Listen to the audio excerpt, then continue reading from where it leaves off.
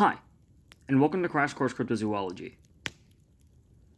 I'd like to start off this video by saying that I'm not looking to get into a continuous series of analyses on supposedly prehistoric African cryptids. However, of course, there's nothing wrong with exploring the subject. In looking to expand the range of topics talked about on this channel, one bumps into this kind of thing a lot.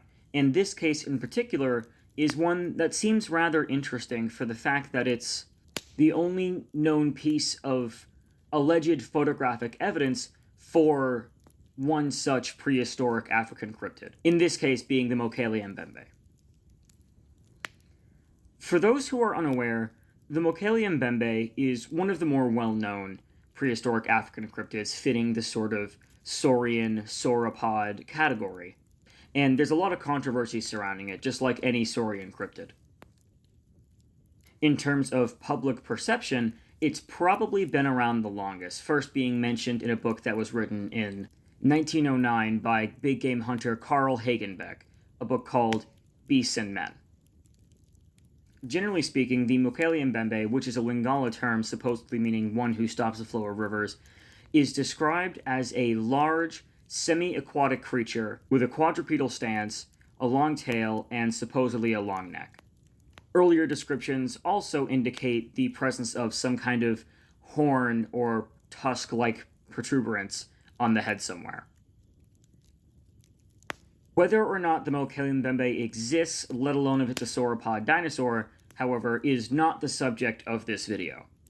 Rather, the subject of this video is a piece of footage shot in 1992, aired in 2001, that is the only piece of photographic evidence ever been submitted for the existence of Mokele-Mbembe. The footage itself used to be rather difficult to find.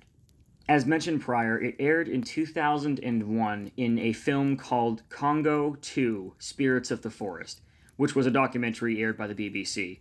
The footage itself was owned by Tokyo Broadcasting Services Incorporated. Even with all of these connections, the footage up until around 10 years ago was a bit difficult to find and could only be found in the documentary itself. People had mentioned seeing it while it aired, but never were able to find it online. Mentions of the footage even made it to more popular corners of cryptozoology online, like on the popular website Cryptomundo. However, in 2010, a YouTube profile under the name Brendone Caulfield uploaded the footage, which supposedly, according to him, aired in the first 4 minutes of that documentary, so it was relatively easy to find scrubbing through a digital copy of the documentary. The segment is about 41 seconds long, and to give you an idea of what's occurring in it, I'll let it play out. It's taken from an airplane looking down into a lake in the Congo region of Africa. Some scientists take the Bayaka story very seriously.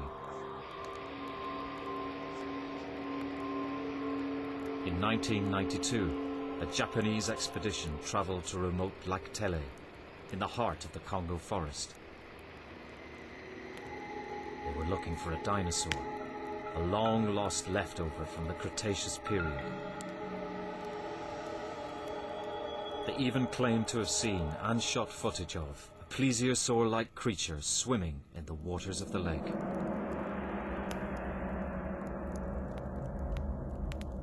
Mokele-Mbembe. Now, at first glance, this admittedly does look really strange. Even with this kind of grayscale, low quality that we're seeing, that zoom in at the end especially does give us an interesting look at whatever it is that's in the water here. So, what are the options?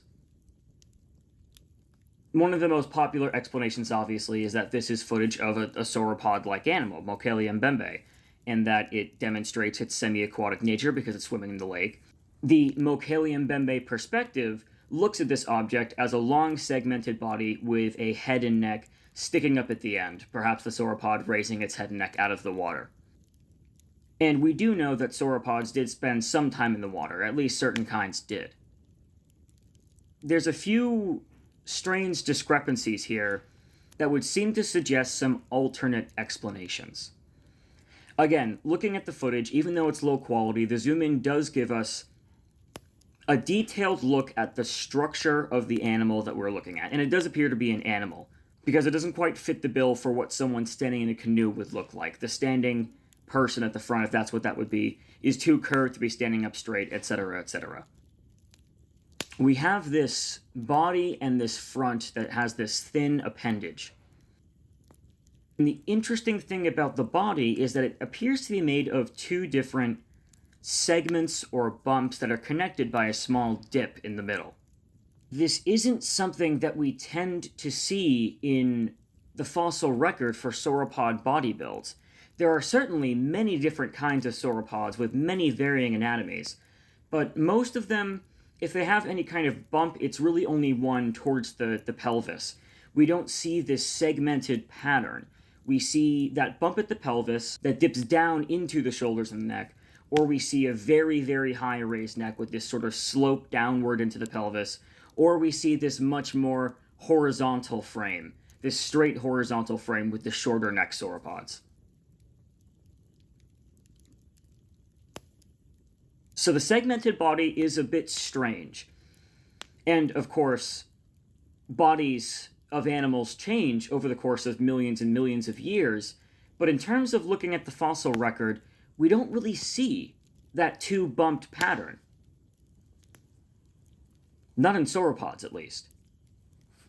However, we do see this in a well-known large swimming animal that inhabits this same region, and that is the elephant.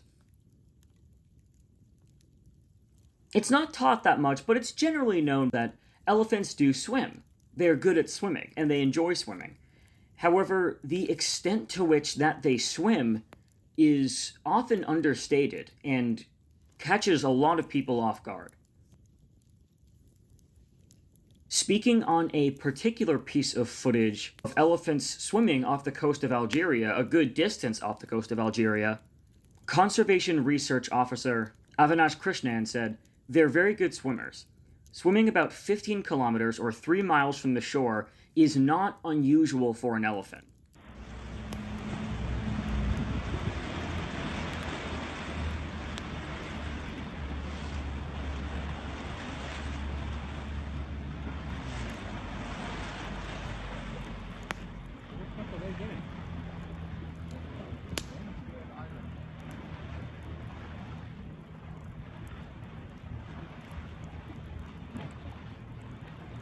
It's a very long way to swim, that's what I can tell you.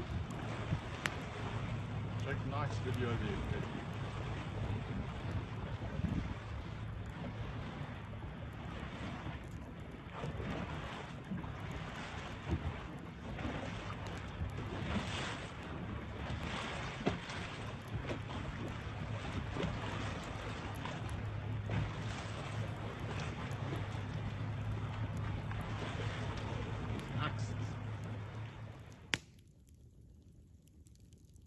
After hearing this, looking back at the Tokyo Broadcasting footage, we're certainly looking at a range of swimming that is not impossible for an elephant. Coming back to anatomy for a second, the bumps, as previously mentioned, also would seem to indicate something like an elephant. We don't often realize it, but there are these segmented bumps, that being the top of the head and the pelvis area. There is a small dip in between those, and if you were looking at this as an elephant that was swimming with its trunk out of the water, sort of curving upwards and forwards, it fits the bill for an elephant nearly perfectly. The icing on the cake might actually be that sort of upward curving of the trunk itself, because, in accordance with pieces like the footage from Algeria, this is exactly what elephants do in deep water to keep themselves breathing. It's that position that they take that is important for them to be able to breathe. It's like a snorkel in many ways.